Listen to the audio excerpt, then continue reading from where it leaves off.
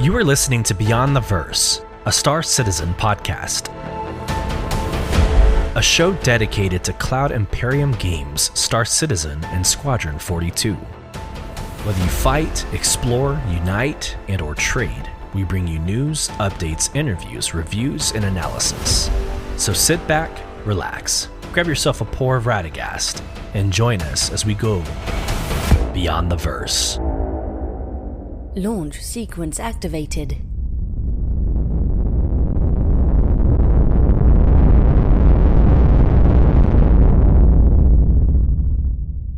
Hello, friends, and welcome to episode 26 of Beyond the Verse Star Citizen podcast. I'm your host, Solus, and for today's episode, we are calling it Data Runner. That has everything to do with today's release. This is Thursday, of course. Today's release of Inside Star Citizen, where they introduced a new mission type and a new global event. I'm not going to spoil anything, but I think most listeners, most viewers can probably draw the conclusion on what it has to do with, given the name I just dubbed this podcast. Welcome in. First off, as always, I want to say thank you. I appreciate you bringing me into your place of home, whether you work out, drive. I appreciate everything that you do for this community and obviously your patronage towards the show. Today is a kind of a light show, not a lot happening. So I'll try to make this maybe a more brief podcast. We usually aim for about an hour. We've been going on to hour 15, hour 30 minutes lately. Let's try to aim for like 45 minutes to an hour for this week, as again, there's not that much to cover. We do have CitizenCon updates. We had ticket releases happening on Wednesday, or starting on Wednesday, with a rolling release. Some drama with the after party, and we'll get into that here in a second, but some dates and times being mixed up. Not a big deal at the end of the day. Just add it to your Apple Wallet and you're good to go. But we've got some CitizenCon updates. We have a message from Chris Roberts himself. And I don't want to over glorify like somebody who speaks and all of a sudden we want to slam on the brakes and pretend it's biblical. He had some comments about quality of life. And I think when the owner or the senior lead of this project speaks, we should listen. So we're going to go over the quality of life comments that Chris Roberts made. There was a Galactapedia update where the full-length article deals with Yela, and then we've got 20 short articles. We're not going to read through all 20, but we will do a little bit of an exercise. We'll go into the Starmap and do a virtual deep dive on the two systems that were discussed, and that we'll leave it there. We'll talk through Yela. I think it obviously is a planet that exists right now in Stanton, so we want to read about it. We want to learn about it. But I don't think we need to go through the other 20 short length on this podcast. So stand by on that. We have a couple of days left of Jumptown, so I want to go through. I don't think we spoke about it on the last episode, but I do want to go through the final days of Jumptown. There's been some additions to the pledge store that we want to make sure that we cover. And then we want to end with the Inside Star Citizen dubbed Mission to Make. I need to stop saying dubbed. Titled Mission to Make, where they bring up again the new mission and the new global event. But before we get started, I just want to take a moment to recognize the Harry Potter actor who played Dumbledore, Michael Gambon. He passed away today at the age of 82. And I'm not a huge Harry Potter fan. In fact, I'm one of those who have only seen the movies. I haven't read a single book from Harry Potter, but I'm married to somebody who is deeply in love with Harry Potter. My in-laws are deeply in love with Harry Potter, and I actually enjoy the movies. It's sad, but at the age of 82, I would like to think that is a long-lived, happy life. But do want to take a moment and just recognize that a major icon in the fantasy world has passed today. Nothing to do with gaming, just wanted to pay homage. let's get into today's episode. And I'm going to go straight to Chris Roberts' message first. It's out of order. Theoretically, CitizenCon information came out last Friday, but let's cover the Chris Roberts piece first. I think that generates a lot of conversation, and we'll get this started. So I'm going to go ahead and show my screen. And again, I think it worked well last episode. This might be too small for the current setup. Let me just do all a favor and just zoom in a little bit, because I want to give you all the professional courtesy of being able to read yourself if you want to. So here we go. Chris Roberts. All right, so long story short, there was a user who made a comment about quality of life. Evidently, they're well known within the publishers and directors, enough to garner a response from the owner of Roberts Space Industries, CIG, Christopher Roberts. So here we go. I just wanted to thank you for your suggestions for quality of life on Star Citizen. Also, your incredibly awesome flying and video capture skills. He goes on praising this individual. Back to your post. Seeing tight, concise, constructive feedback like this is super helpful. I also want you to know that I pay attention to the community's feedback, as well as feedback by various Star Citizen content creators. I hope he listens to this podcast. There we go. This year has been an especially difficult one in terms of stability and quality of life due to the rollout of persistent entity streaming, PES, in 3.18. The whole way we track and record state of the universe changed dramatically, which also changed the way we handle the data in the back end in the cloud. Because of how we record state with PES, we needed to switch to a different kind of backend database. So we moved from a SQL relational database to a graph database. Unfortunately, the graph database we selected, despite being one of the best rated ones and intended for enterprise scale, has had major issues at load, causing the database to lock up and all the queries from the game servers to stall out. This happened on the 3.18 launch, where it took us a lot of effort to stabilize, including some engineering on our side, to lessen the load on the database. We thought we had this issue solved, but the most recent version of the database software was a step backwards, and we've had an additional lockup at load, which was what happened for periods on Wednesday just after we launched 3.20, and on Thursday, Friday, and briefly on Saturday. We rolled back to an older version and disabled some of the features last night that we suspect may be contributing to the instability. Ironically, we think the replication to mirror databases for full redundancy is a culprit to the database lockups. This looks to have stabilized things. The backend database getting into a bad state manifests in multiple ways to infinitely spinning inventory windows, missing items, and degraded game performance. We went with an off-the-shelf enterprise-level database for stability and resilience, as there is already a lot of new tech in Star Citizen. So it's frustrating, as the software that should be rock solid is the biggest offender in making the Star Citizen experience even more unreliable. We have the top engineers from the database company working on this, and we are also assessing other databases to switch to if the unreliability of the current solution continues. One way or another, we intend to have this solved in the very near term, and the game coming back to 3.17 stability levels. That's pre-persistent entity streaming. Almost done here. We're also very focused on improving quality of life, both annoying bugs that have been around for way too long and some things that we need to address to make the experience fun and welcoming. Your list is great in this respect, as a lot of your suggestions are on our list as well. We did get some quality of life fixes in the 3.20 patch, like the QT HUD being lined up properly, but not nearly as much as the team or I would like. We will be working on knocking out bugs and improving quality of life pretty continuously from here on out. There's a lot of great tech and features that we are bringing into Star Citizen from Squadron 42 that will dramatically change the feel and polish of Star Citizen. For instance, a lot of your suggestions in in-game comfort and readability have already been addressed by the changes we made for Squadron 42. The plan has always been to bring this work into Star Citizen. Squadron 42 was just a good way for us to focus and really polish the feel and usability without the pressure of maintaining functionality as we iterated on it for the always live environment of the PU.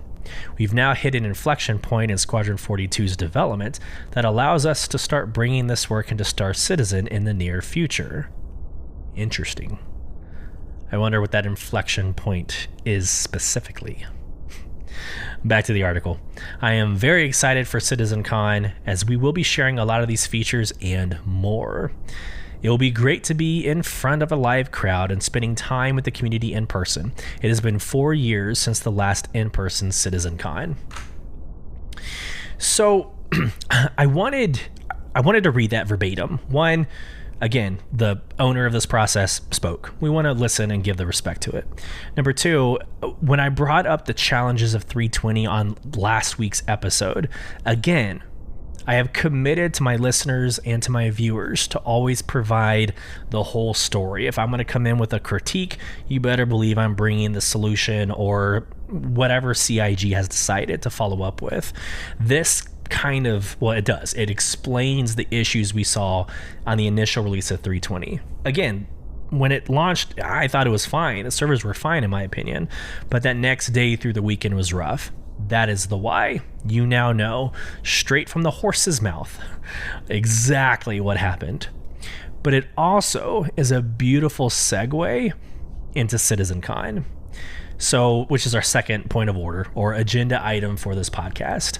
So again, it'll be exciting. So let me just pause. If you're going to CitizenCon, I can't wait to see you there.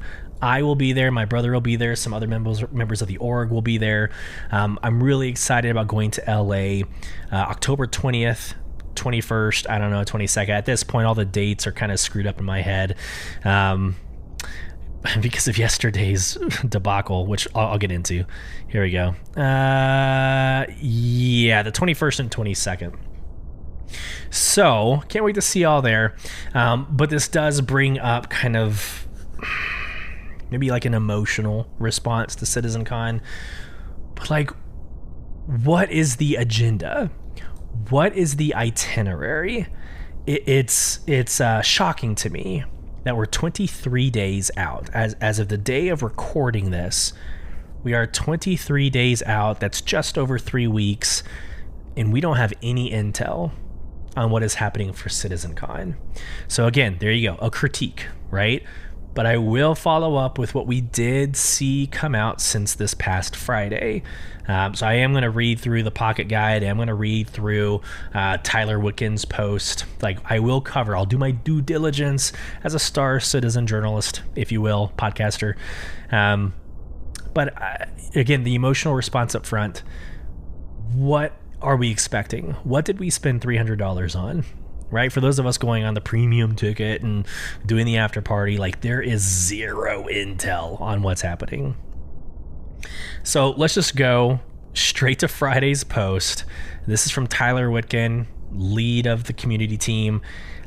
Here we go.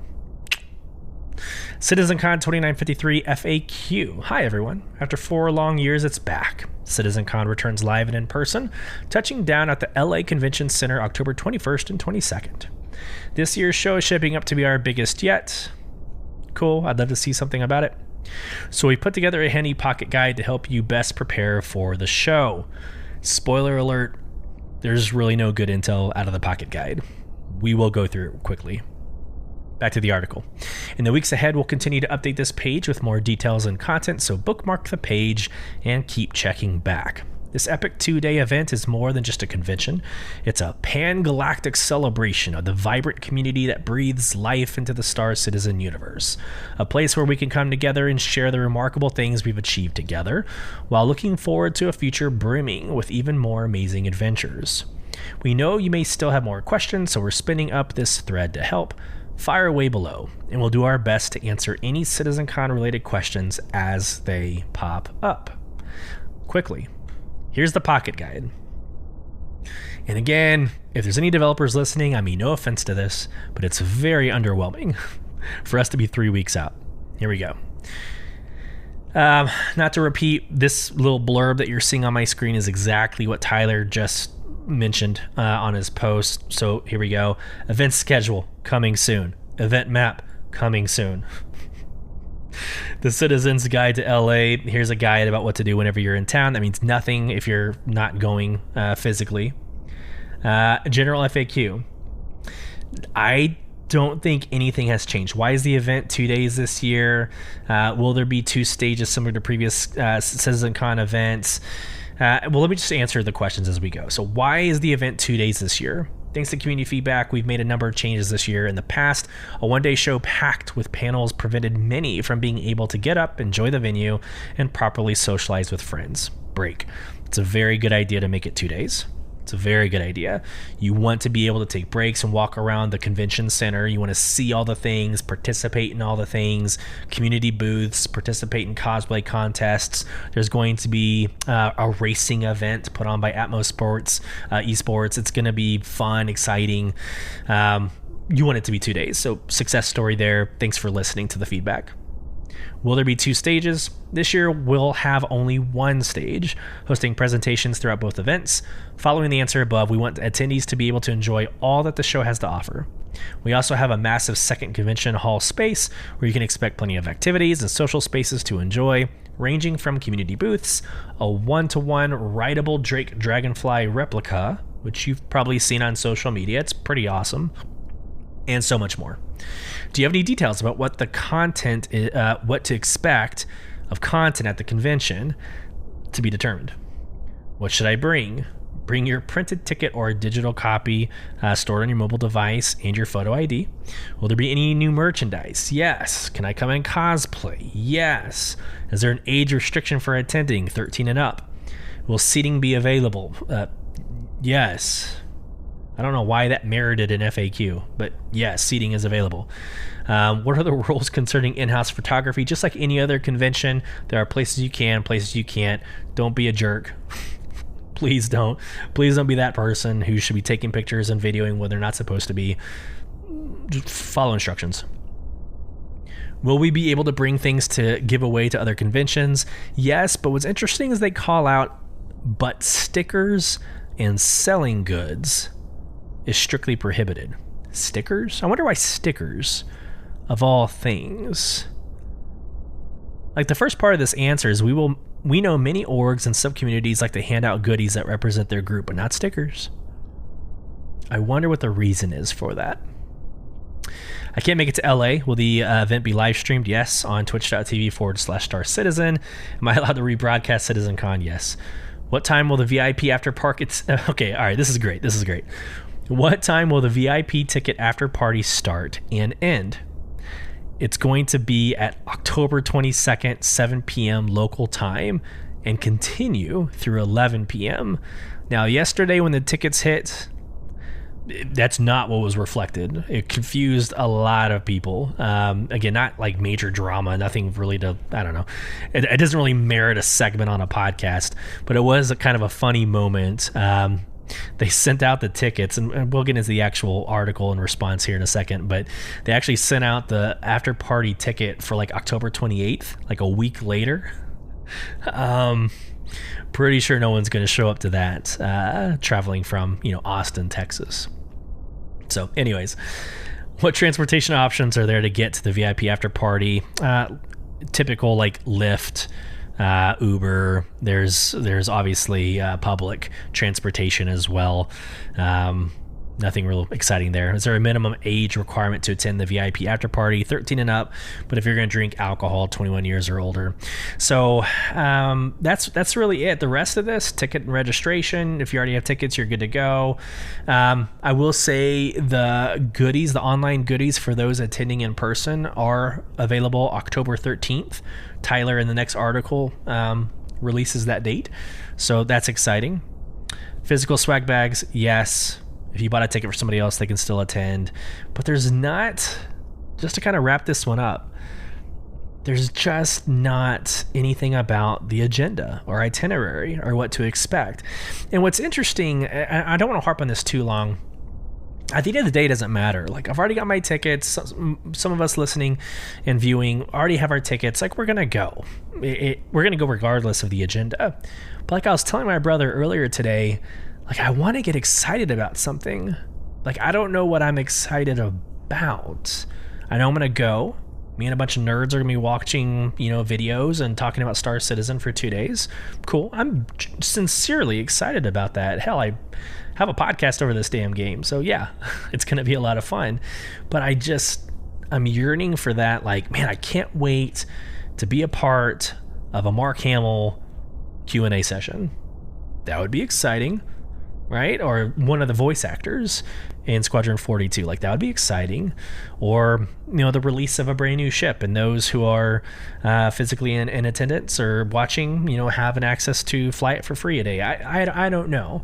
I wish there was something for us to get excited about other than just going or watching. So, last thing about CitizenCon, let me go back to sharing my screen.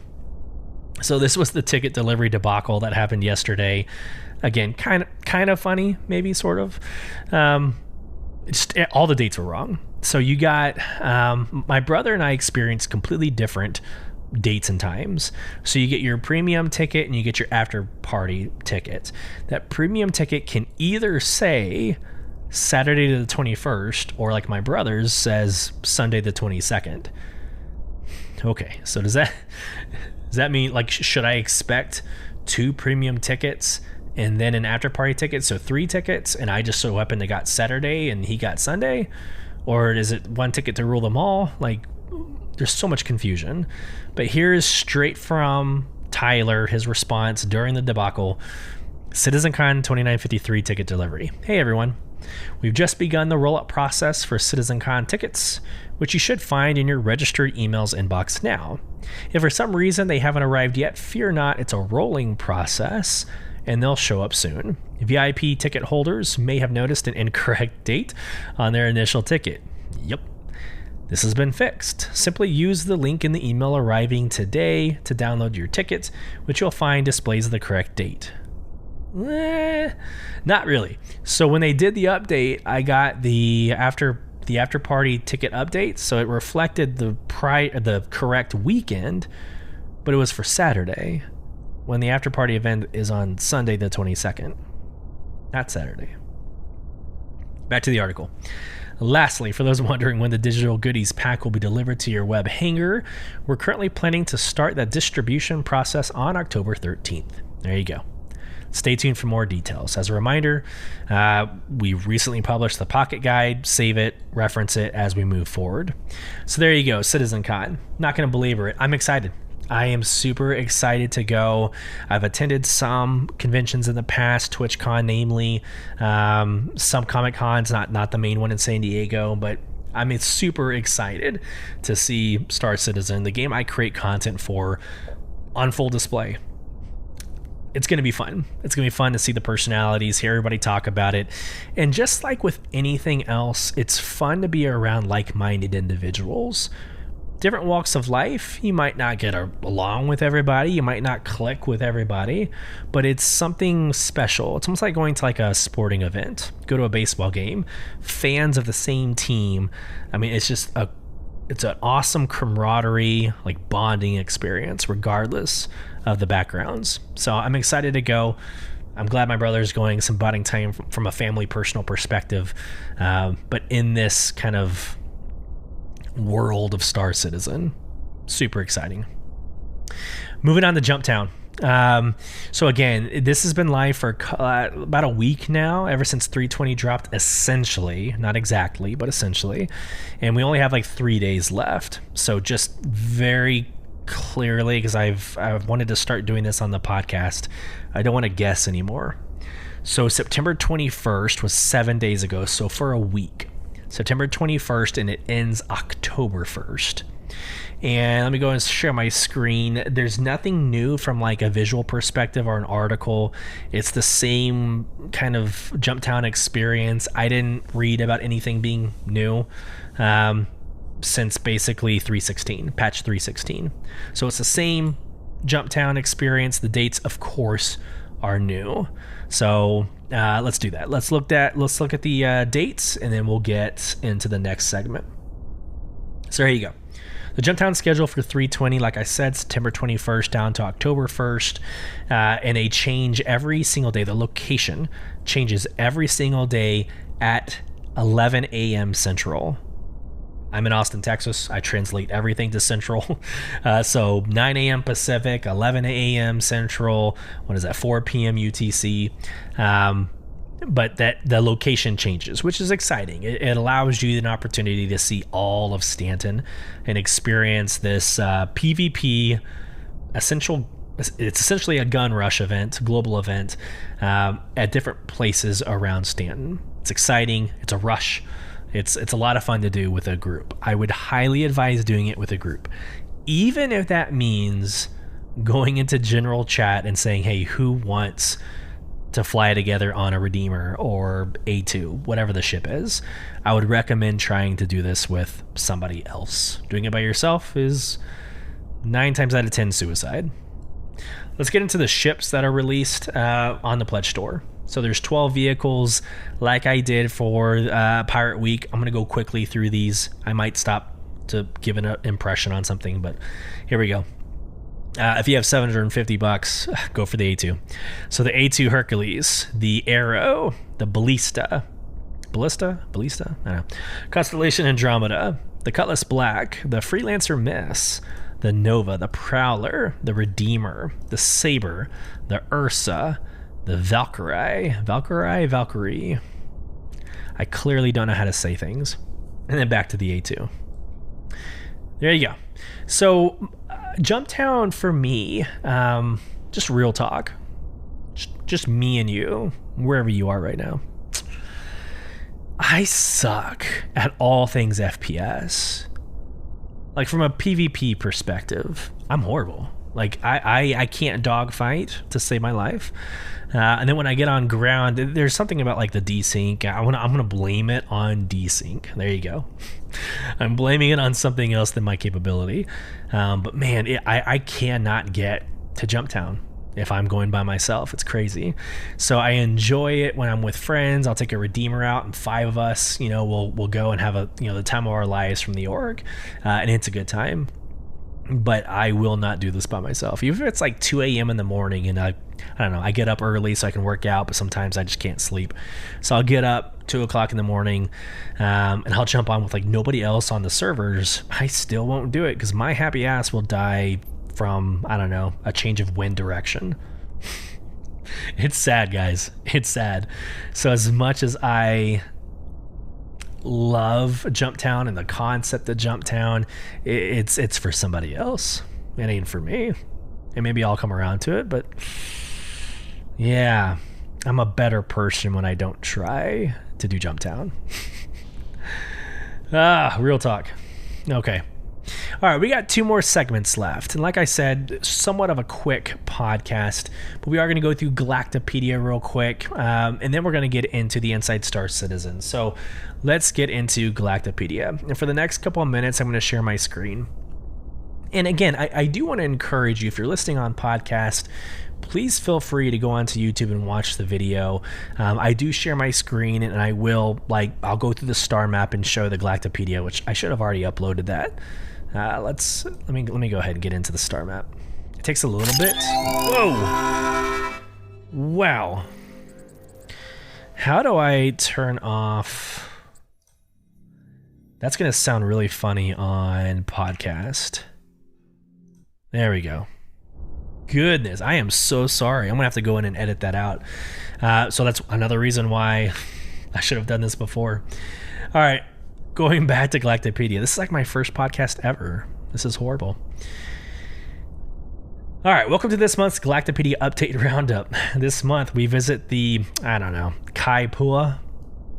Kaipua and the Luau systems, celebrate the Foundation Festival, board the Pegasus and the Liberator, learn about Rajora, and meet the last Rua Emperor, among others. Join the Spectrum thread for any discussion. I'm going to cough real quick.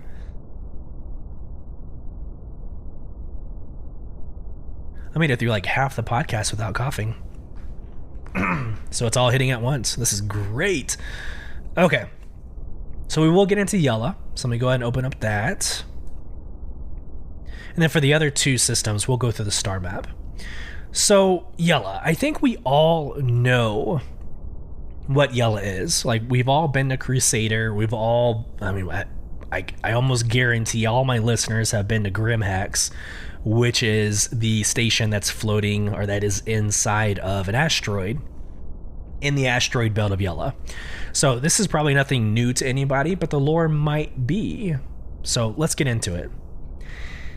Yella is the outermost natural satellite of Crusader, Stanton 2, and is orbited by a ring of asteroids. A thin crust of water ice on the moon's surface is said to represent the cool demeanor of Yella, the oldest sibling in the human children's story, a gift for Baba, after whom the moon was named. Crusader Industries security came under fire during a Senate hearing in Standard Earth Year 2949 for failing to curtail criminal activity in the outpost colloquially known as Jumptown, located inside one of Yella's craters.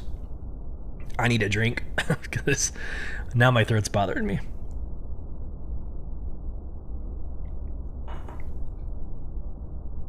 I'm just gonna let that burn on the way down. Man, there's something that happened in this transition to the Galactapedia that my body's like falling apart right now. All right, environment.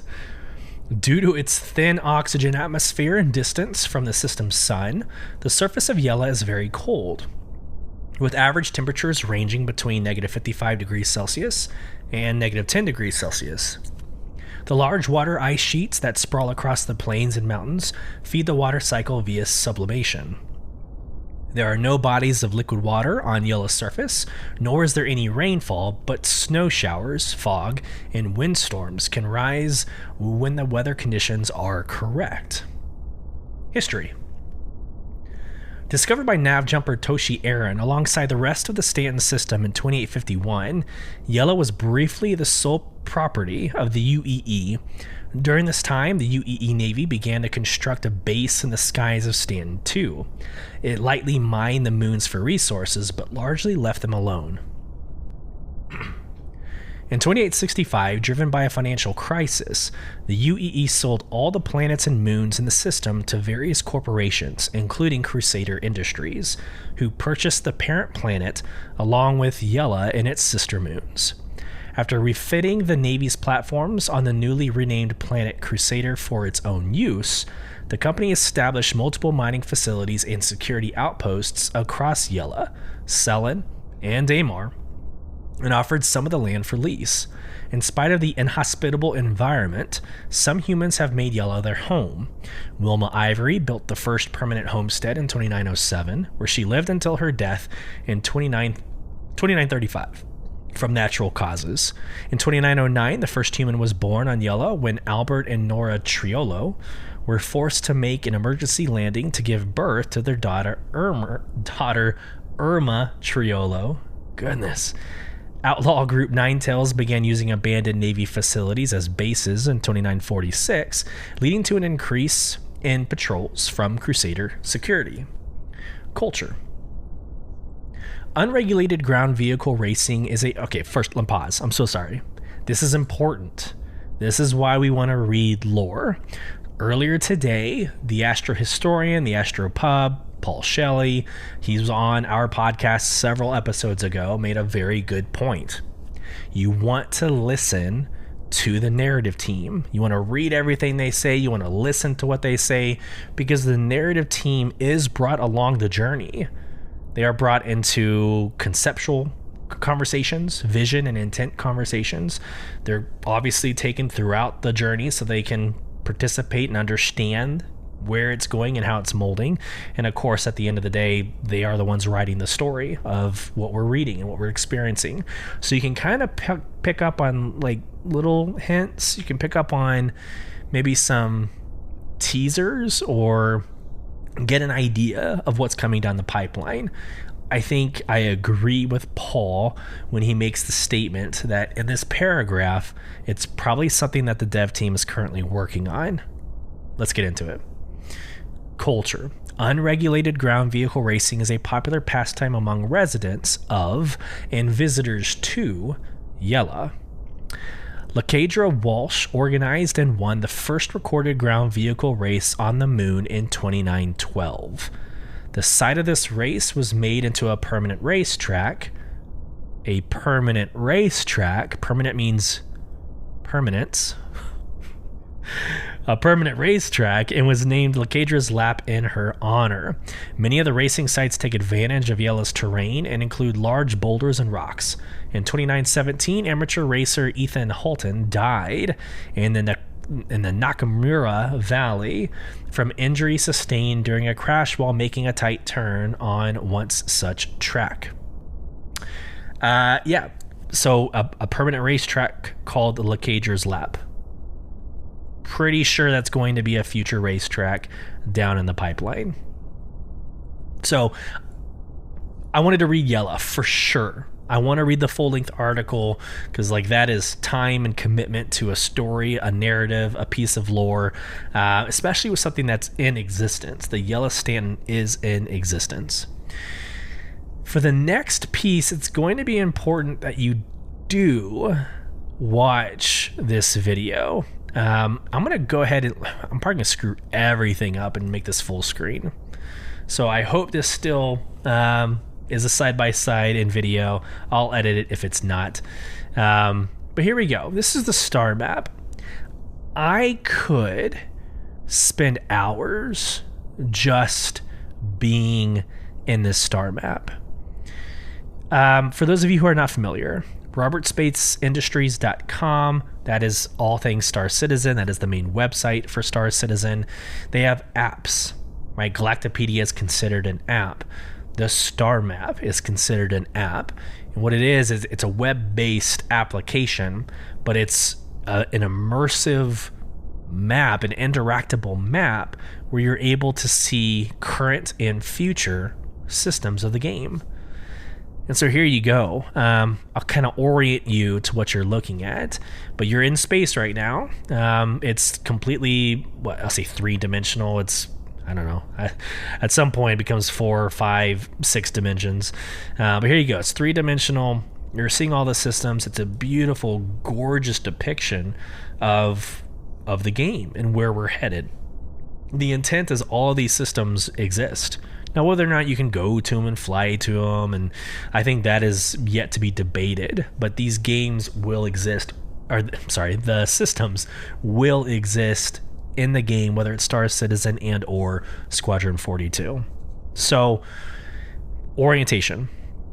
It starts with the center of the map. You're here in Sol. So the Sol system is where Earth, Mars, Venus, it's our current Milky Way galaxy. The Sol system, right? Outside of Sol, we have to go to the right, and for the purpose of the next couple of minutes, we're going to say north, south, east, west. Of course, in space, there is no direction, but oriented to the map, let's go to the east. To the east, you're going to find Stanton, right here in the center. And Stanton is where we are currently at. So patch 320 in the persistent universe, you are living and existing in the Stanton system, right? Just to the right of the Sol system. In 4.0, here in the next several months, maybe years, it's all debated, we don't know. But they're talking about playability inside of here, the Pyro system. So you got to go kind of to the southwest to see the Pyro system. So we already hit, obviously here's Sol. To the right, you have Stanton. Southwest of Stanton, you've got Pyro. And then when you start kind of going away or outside of Stanton, you're seeing some very familiar names, right? You're seeing Nyx, NYX. You're seeing Nyx. You see Terra. Terra is where a lot of the jump points and a lot of the transition is happening. Transportation is happening, right? So you have all these really awesome systems that you've read about. Here's Vega system, super important when it comes to lore, the Crowshaw system. So again, you're going to recognize some of these. The Goss system is huge. Take your time right? So click into, just for the purpose of this conversation, click into Stanton. It's going to bring up all the planets and the orbital rings and everything. But even before you get there, you can actually, was it right click? Yeah, you can right click on Stanton and you can inspect its size, but more importantly, the information. So the information will pop up this window to the top right. It'll tell you the star system, the size, affiliation, but then it'll give you some lore about the Stanton system. So again, just a really awesome interactable experience for anybody interested in Star Citizen, but of course, for those of you currently playing the Star Citizen. So earlier on social media, this morning, I took this screenshot right here. It's the whole like Stanton and Sol like systems, but it also includes where the Galactapedia addresses. And so I drew little like lines on the directions on each system, but here's the Stanton system. If you go north and to the west, almost to the top of the screen, you're gonna see the Lauo system, Virtus. So this is one of the lore drops. And then if you actually go north of Stanton and then to the east, you're gonna see the Kepha system. So I know the Galactapedia says Kaipua, but it's also known as the Kepha system. So again, you can right click on both, go to information, and it'll tell you the Lao Virtus system with an expanding red giant at its center. The UEE happily ceded this Peri line system to the Xi'an. Today it is best known for the officially sanctioned piracy that occurs here. Accepting that crime will always exist, the Xi'an Empire authorizes select criminal gangs to operate under certain conditions.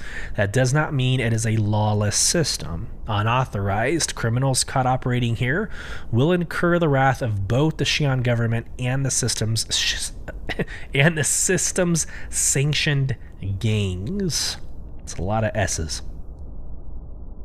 Let's actually get into the system. And this is where like I just enjoy the hell out of this. First off, beautiful.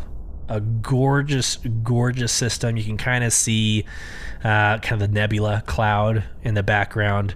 But this is a huge one. It's a huge system with a lot of, this is why I'm not reading everything in the Galactapedia update. But there is a lot to discuss here. Jump points. Looks like there's an asteroid belt or two. 4 planets, I believe 4 planets, but you can get into every single one of these and take a look. And it's kind of overwhelming as you scroll around, and as you see me doing this on screen, in the background you can see all of the other systems moving with you. And this is a web-based application. It's one of the best interactable maps outside of a game that I have really ever seen. So I just wanted to show this. It's just a great image of like what you could potentially expect to see if you're able to fly out to the Xi'an system. Again, just a beautiful depiction. Let's go back and let's take a look at the Kepha system. As I scroll all the way back out, Kepha system. Here we go. Control disk, information. Let's read about it. The Kepha system has gained religious significance in the Xi'an culture as it is often the destination for religious tourists and pilgrims. During the days of the Messer era, Kepha was one of the more heavily fortified and protected systems, indicating its cultural significance to the Xi'an. Finally, Kepha's best-known export is the Centennial Bloom, a plant famous for blossoming for only one night every 100 years. There's some lore behind that we've talked about in several other episodes, but it's a pretty cool story. Let's take a look at inside of Kepha. Beautiful, huge star. A lot smaller, right? Looks like maybe 3 planets. Yep, 3 planets, 2 jump points, one to Horus and one to Rila. But again, you can kind of see what maybe flying around in this system might feel or look like. They also have a diamond planet, and I'm trying to remember which one is the diamond planet. Maybe it's this one. Control disk, information. Maybe this one? No. I was thinking it was Keffa too. Maybe not. Now I've got to look. Now I've got to find it. Here we go. Escape, Galactapedia, Diamond Planet. I can't say that. The Ur-Al-Ong Diamond Planet. Just like reading the description just sounds amazing. Composed mainly of carbon, it is a terrestrial planet with black, brown, and red hued atmosphere. The temperatures and pressure of the planet's interior may have caused the formation of abundant diamonds beneath the surface. However, the Xi'an government prohibits mining, so this hypothesis remains unproven.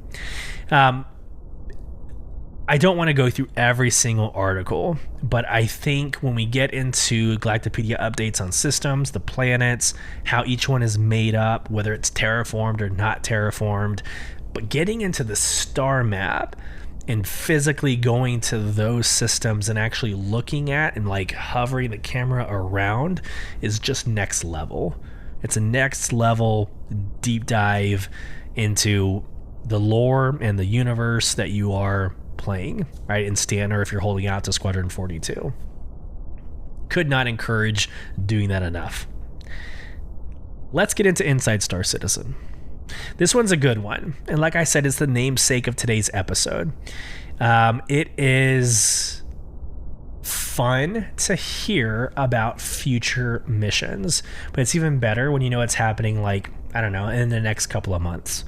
So before like December, before the end of this year, we're more than likely going to see these new missions and global events. So I'm excited for it. One of my favorite ships in the game is the Mercury Star Runner, right? The MSR is a data runner. That's the name of this podcast. It is a data runner. My MSR is called the Breach. I think it's a badass name, but you're able to name your MSR, and mine is the Breach, like you're breaching a data net. So I don't know. I love everything about this. I can't wait to get into it with you. Let me go ahead and fire this up. I learned to not go through YouTube, as last episode we had 2 commercial breaks. So I'm just going to go straight into the video and go from there. Sharing my screen. I hope you all enjoy. I will pause it temporarily for reaction, but here we go.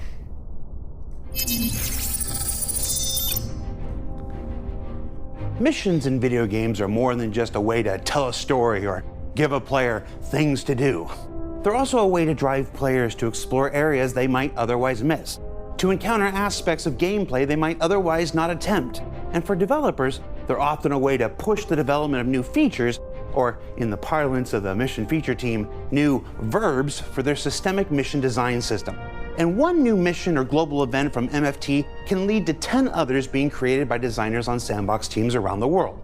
So on today's show, we're exploring 2 currently being developed, starting with Data Heist. So Data Heist. So real quick, some of you might have noticed in the underground facilities, UGFs, in the underground facilities, or also known as bunkers, some of the screens are brand new, and some of them are interactable. I highly hypothesize that this is why. There's a brand new mission coming to the Star Citizen Persistent Universe. It'll be one of the first missions from the organization of Bit Zero. Bit Zero are an organization of hackers. They're kind of rich kids that have kind of taken on the hobby of hacking and trying to almost being Robin Hood. They want to do things, but again, they're a bunch of rich kids. They don't know, ripping off a merchant for such amount of money is even a big thing for that merchant. So the player will take the mission, head to the location. In this case, we are using the UGFs. Once you're inside the facility, you'll have to gain access to the mainframe. Now, you can do that in multiple ways. So for those of you on podcast, just quickly, if you are in an underground facility or a bunker, obviously you first walk in, you take an elevator down. There's like 2 storage rooms. And so and I'm trying to explain this the best way. Sometimes it's on the top level, sometimes it's on the bottom level, but you go through and there's usually like blood on the floor, like it looks like a disaster. There's like a computer, like an office room, but if you continue to go through the office room, you're in like another storage room that doesn't ever really have anything going on. There's an elevator down there, but it's never used. I've never seen enemy come in and out of that elevator, but hopefully that has made sense. That's what you're seeing on screen. You're seeing on YouTube, but for podcasters, that's where they're gonna put the servers that are the base of this whole entire new mission.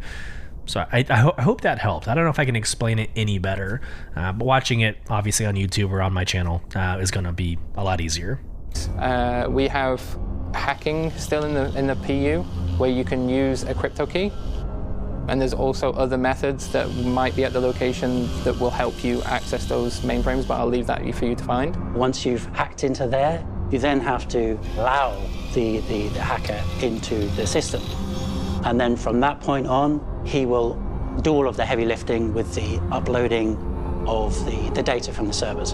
But what you have to do is maintain the safety of those servers so that their upload can actually follow through. We will then start to give you a couple of enemies populating the area because they're responding to, your invasion of their property. They'll come in and you'll fight them. At the same time, there's going to be the owners of those servers.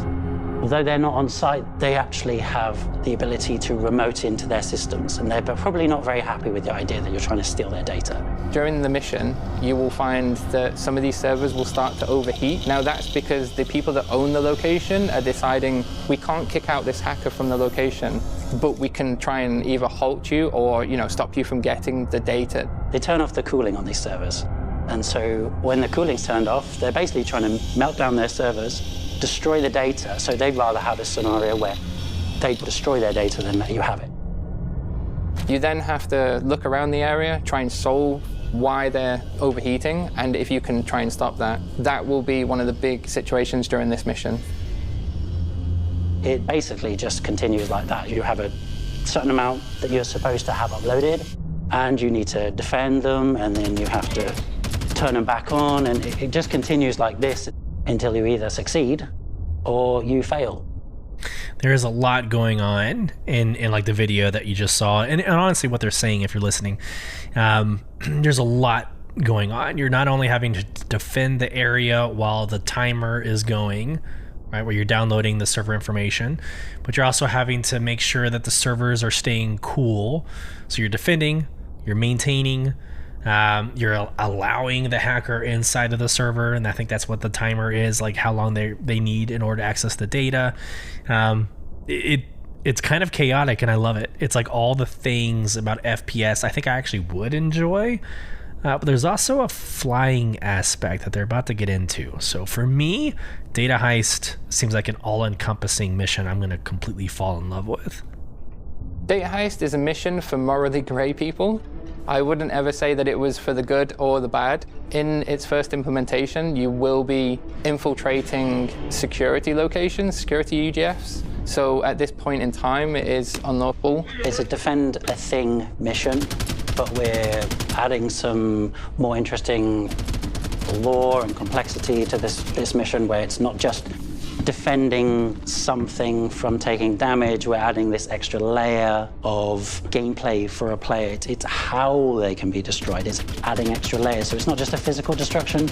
It's also this concept of the data on this server being destroyed. So we wanted to take these two things and have them in one. My favorite thing about the mission is possibly the things that it could open doorways for. The fact that it's the first mission for the Bit Zero is super exciting for me. I'm a fan of other video games that involve hacking, and having an entire organization revolve around hacking is super exciting for me. The mission feature team's role isn't just to make new missions, it's also to make the tools that content teams will take on and give new life to.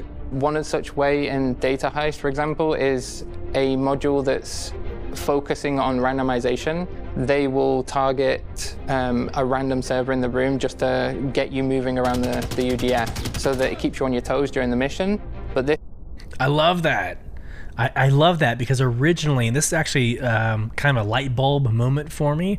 When I first watched this, I basically thought of like, well, you're gonna encamp around the servers and just defend it for X number of minutes, right? But I just now caught this. They're gonna have it all around the UGF, so you're gonna have to actually leave that little room and conduct mission outside outside of the area inside of the UGF. Okay, now I'm even more bought into it. Now I'm even more sold. This can be utilized by other designers for powering anything to do with randomization as well. So instead of always seeing the spawns from the spawn closets being at the same time, 5 minutes in or anything like that, you could be kept on your toes. And with a mission like Data Heist, that gives us several new tools in the toolbox.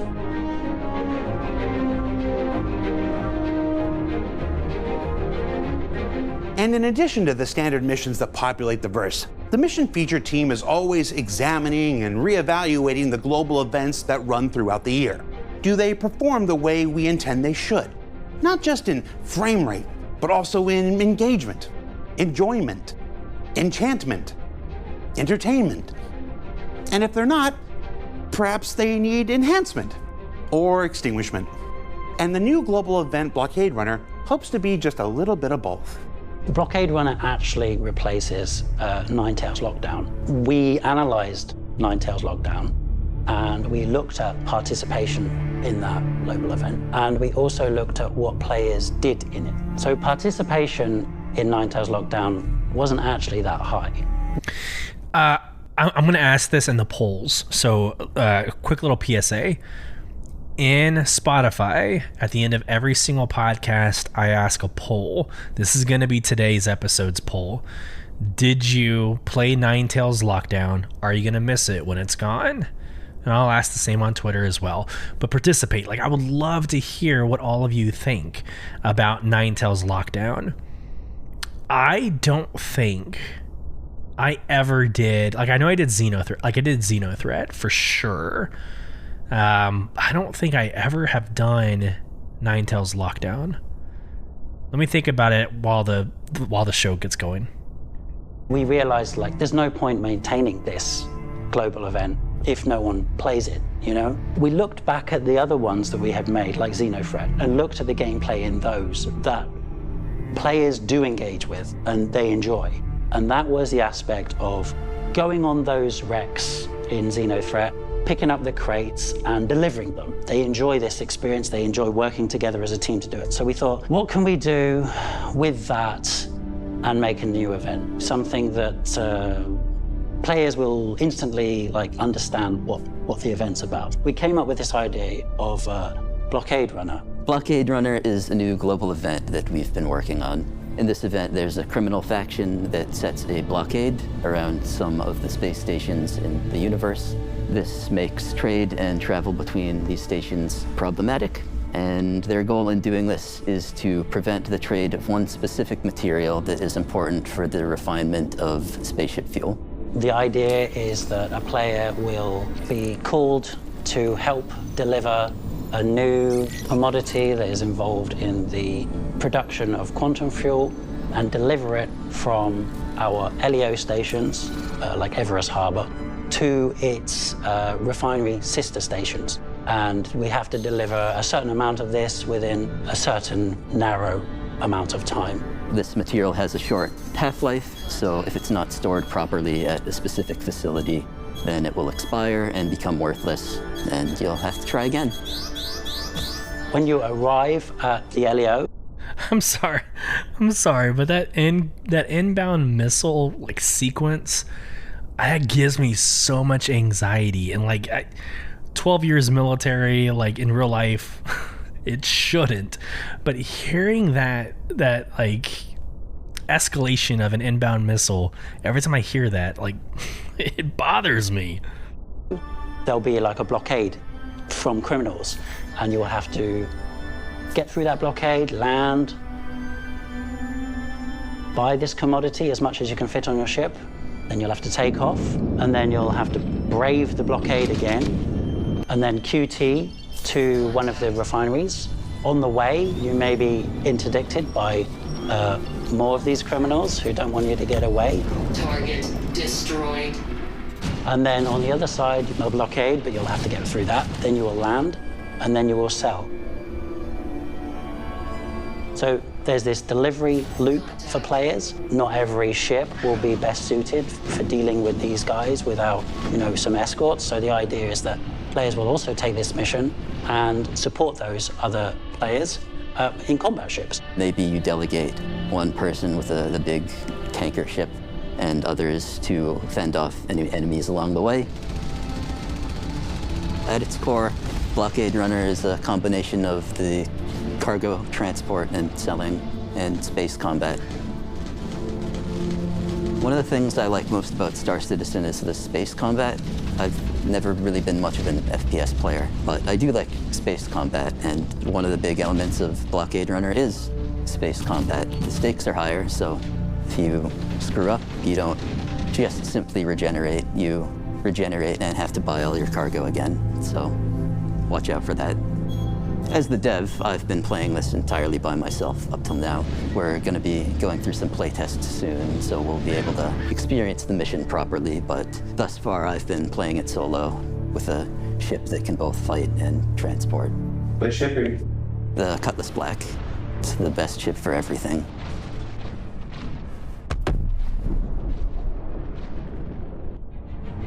So, what did we learn this week? Well, we learned that missions like Data Heist don't just give players more ways to play, they also give mission designers more tools to play with. That like every other aspect of Star Citizen, global events are continuously evaluated and refined and occasionally rebuilt and replaced when needed. And that Blockade Runner is just that, meant to replace the former Ninetales lockdown before the end of this year. Now, don't forget that there's just 3 weeks until CitizenCon 2953, the now 2-day event emanating from the Los Angeles Convention Center, where you'll get the biggest concentration of Star Citizen info, technology, features, visuals, and more, all beamed into your brains via Twitch. Or if you're there in person, by just following Mark Gibson around all day and asking about his Hercules voice. I can still hear it when I look at the C1. For Inside Star Citizen, I'm Jared Huckabee. Thank you for letting us share the process of game development with you. And we'll see you all here next week. And that'll do it for today's episode of Beyond the Verse Star Citizen podcast. It has been a pleasure. I hope this finds everybody well. If you want to become part of the conversation, feel free to email us at contact@beyondtheversehq.com. Respond to our polls that we ask at the end of each episode in Spotify, and we will also put everything into social media as well. And that's all platforms /BTV_cast. Again, I hope this finds everybody well. Safe travels as you traverse beyond the verse. Take care.